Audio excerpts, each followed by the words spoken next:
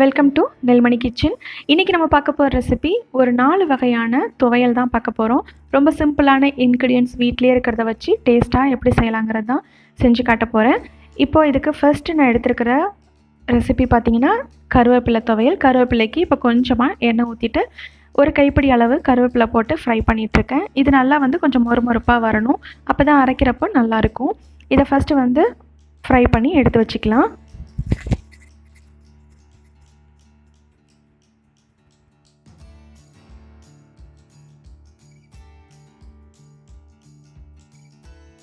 கருவேப்பிலை நல்லா பொரிஞ்சிருச்சு. கருவேப்பிலையை தனியாக எடுத்து வச்சாச்சு. அதே கடாயிலே கொஞ்சமாக எண்ணெய் ஊற்றி இதில் இப்போது மல்லி சேர்த்துக்கிறேன். மல்லி பார்த்திங்கன்னா 1 டேபிள் ஸ்பூன் சேர்த்துக்கிறேன்.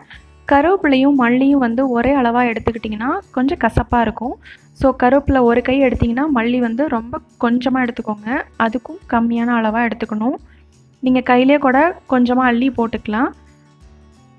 காரத்துக்கு ஏற்ற மாதிரி வரமிளகா, இது கூடவே ஒரு 7 சின்ன வெங்காயம் அதையும் இது கூட சேர்த்துக்கிறேன்.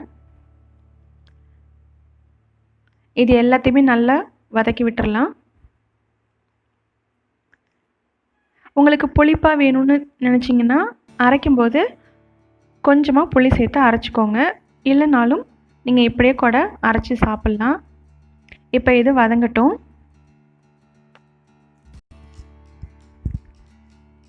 வெங்காயம் நல்லா வதங்கிருச்சு. இப்போ இதை மிக்ஸி ஜாருக்கு மாற்றிக்கலாம்.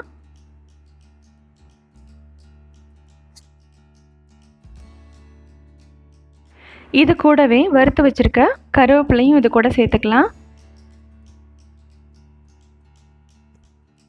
கருவேப்பிலை சேர்த்தாச்சு. இப்போ இது கூட ஒரு 1/4 டீஸ்பூன் பெருங்காயத்தூள் சேர்த்துக்கிறேன். பெருங்காயத்தூள் ஆப்ஷன் தான். கையிலே கூட ஒரு சிட்டிகை எடுத்து நீங்கள் போட்டுக்கலாம். ரொம்ப போட்டிங்கனாலும் இதுவும் கொஞ்சம் கசப்பாக இருக்கும். ஏற்கனவே கருவேப்பிலை கசப்பாக இருக்கிறதுனால இது கூட சேர்க்குறது எல்லாமே கொஞ்சம் அளவு கம்மியாக சேர்த்துக்கோங்க. இப்போ கொஞ்சமாக உப்பு சேர்த்து தண்ணி விட்டு நல்லா பேஸ்ட்டாக அரைச்சி எடுத்துக்கலாம்.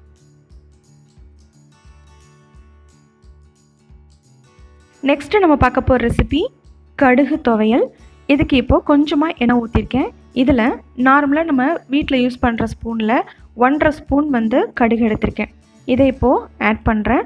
கடுகு ஃபஸ்ட்டு ஆட் பண்ணி அதை நல்லா பொரிஞ்ச உடனே அது தனியாக எடுத்துடலாம். ஸோ அதுக்கப்புறம் அது கூட சேர்க்க வேண்டியதெல்லாம் நெக்ஸ்ட்டு சேர்த்து நம்ம ஃப்ரை பண்ணிக்கலாம். இது நல்லா வெடிக்கும். கொஞ்சம் தட்டு போட்டு மூடிக்கோங்க. கடுகு நல்லா பொரிஞ்சிருச்சு. அது தனியாக எடுத்து வச்சுட்டேன். அதே கடாயிலே கொஞ்சமாக எண்ணெய் ஊற்றிட்டு இதில் பார்த்திங்கன்னா சோம்பு 1/4 டீஸ்பூன் சோம்பு சேர்த்துக்கலாம்.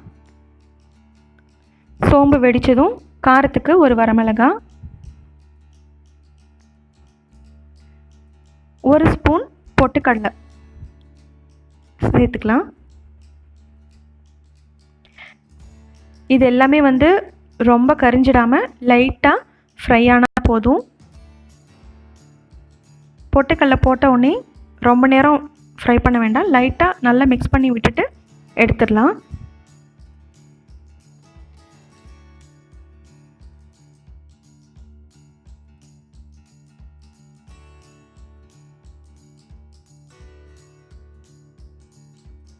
ஃப்ரை பண்ண எல்லாத்தையுமே மிக்ஸி ஜாரில் சேர்த்தாச்சு. இப்போ இது கூட ஒரு 2 சில்லு தேங்காய் சேர்த்துருக்கேன். உப்பு சேர்த்து இதையும் நல்லா பேஸ்ட்டாக அரைச்சி எடுத்துக்கலாம்.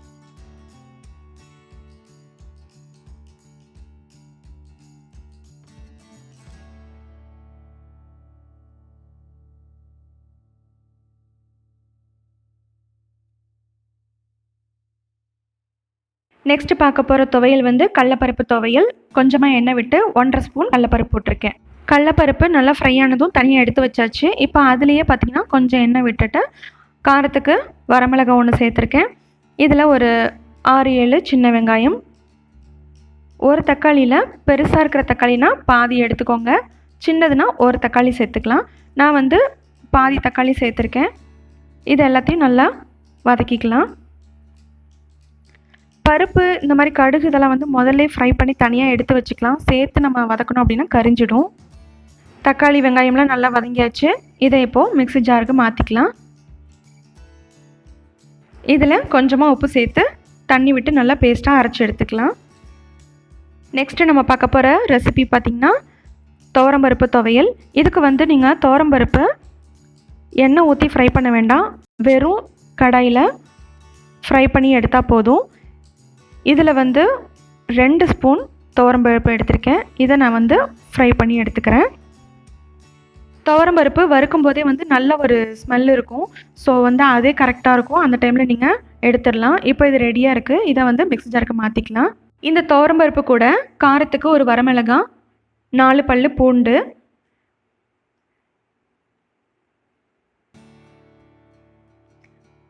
ஒரு 2 சில்லு தேங்காய் சேர்த்துக்கிறேன். உப்பு சேர்த்து அரைச்சிட்டா துவையல் ரெடி ஆகிடும். இதில் நீங்கள் புளி வந்து சேர்த்துக்கிறதுனாலும் நீங்கள் சேர்த்துக்கலாம். நல்லா புளிப்பாக நல்லாயிருக்கும். ரொம்பவே சிம்பிளாக வீட்டில் இருக்கிற இன்க்ரீடியன்ஸை வச்சு சட்டுன்னு செய்யக்கூடிய 4 வகையான துவையல் ரெடியாக இருக்குங்க. ரொம்ப ஹெல்த்தியும் கூட. நம்ம எந்த ஒரு டேஸ்ட்டுக்காகவும் எதையுமே நம்ம ஆட் பண்ணல.